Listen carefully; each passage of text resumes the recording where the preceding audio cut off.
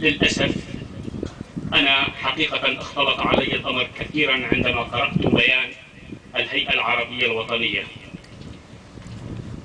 لم أفرق بينها وبين بيانات التي تصدر من النظام منذ 5 عقود. يتميز البيان بلغة التهديد والوعيد، وعبر عن ذلك الأخ الدكتور الذي تحدث باسم الهيئة. طبعا الأستاذ بشير كان كلمته رائعة. أراد أن نبحث معا عن القواسم المشتركة. للأسف الآن لم نبحث نهائيا عن القواسم المشتركة. أنا مطلع كصحفي على ما يجري في بلدتي، عذرا لكم، تربسكين، اسم عريق وقديم، وهو الاسم الحقيقي لهذه البلدة. فليكن هي من ثقافة 5 عقود، كما أشار الأخ أحمد الثلاج، ما يتعرض له الشعب الكردي من ظلم وغبن منذ العقود المنصرمة.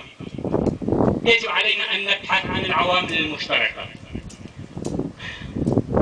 طبعا تأسست الكثير من اللجان هنا في تربسكين،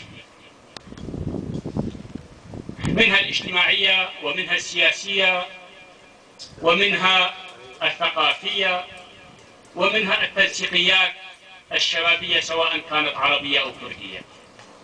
هنا لا أرى أي ممثل لا للتنسيقيات الكردية ولا لممثلي الأحزاب الكردية في هذه المدينة. طبعا للأسف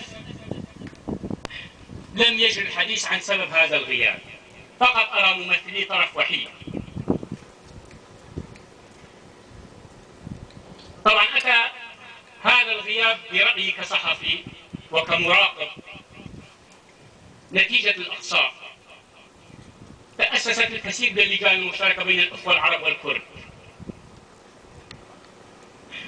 سأبدأ باللجان الاجتماعية التي تأسست وعند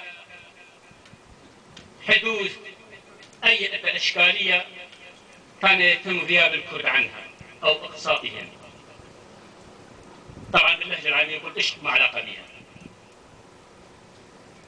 كذلك ما جرت من تظاهرات أمام جامع ملا أحمد.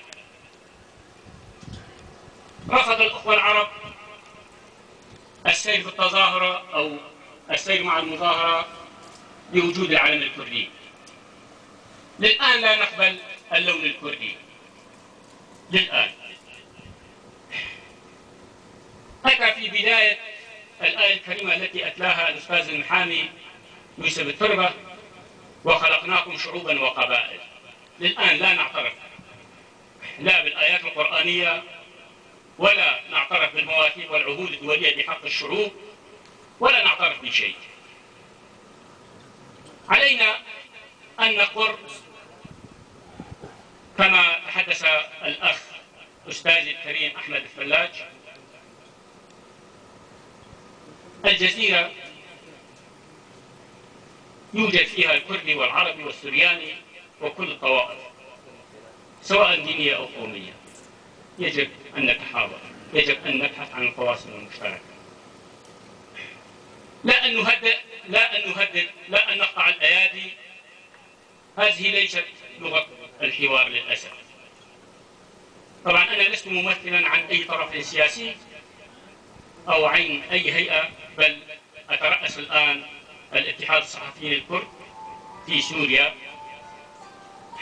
كنت أتمنى أن نبحث عن القواسم المشتركة، ولا أخذ أن أطيل. لدي بعض الملاحظات كنت كتبتها عبرتها خلال كلمتي هذه، وشكرا لكم.